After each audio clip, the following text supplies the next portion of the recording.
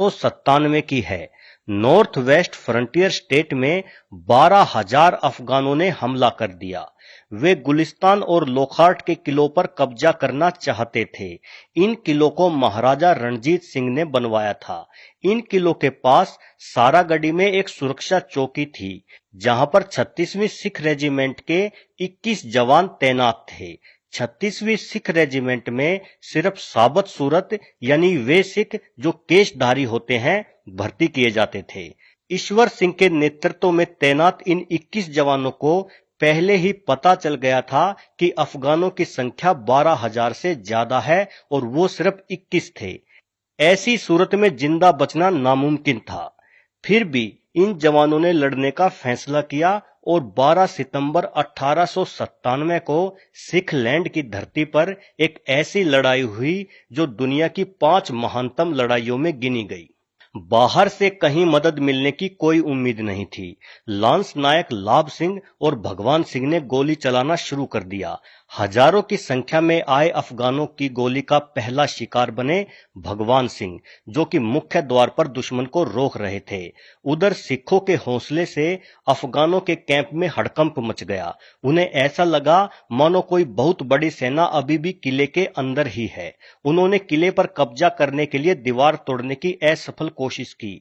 हवलदार ईशर सिंह ने बड़ी कुशलता से नेतृत्व संभालते हुए सैकड़ों अफगानों को गोलियों से भून डाला, लेकिन कुछ ही समय बाद उनकी गोलियां खत्म हो गई।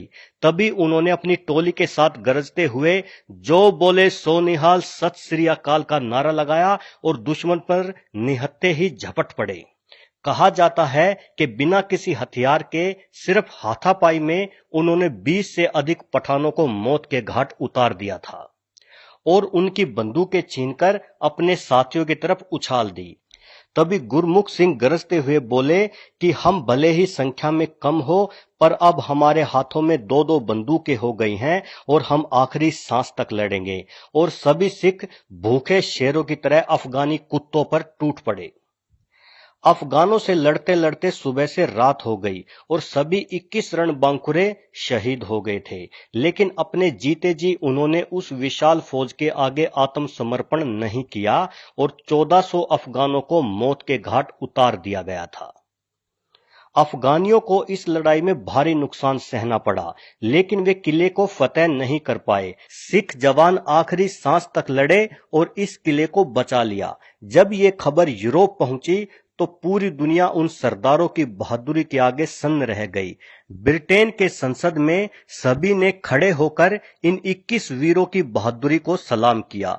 इन सभी को मरणोपरांत इंडियन ऑर्डर ऑफ मेरिट दिया गया, जो आज के परमवीर चक्र के बराबर था। पर अफसोस होता है कि जो बात हर भारतीय को पता होनी चाहिए उसके बारे में कम ही लोग जानते हैं। ये लड़ाई यूरोप के स्कूलों में किताबों में पढ़ाई जाती है, पर हमारे यहाँ लोग इस बारे में जानते तक नहीं। दोस्तों, वीडियो देखने के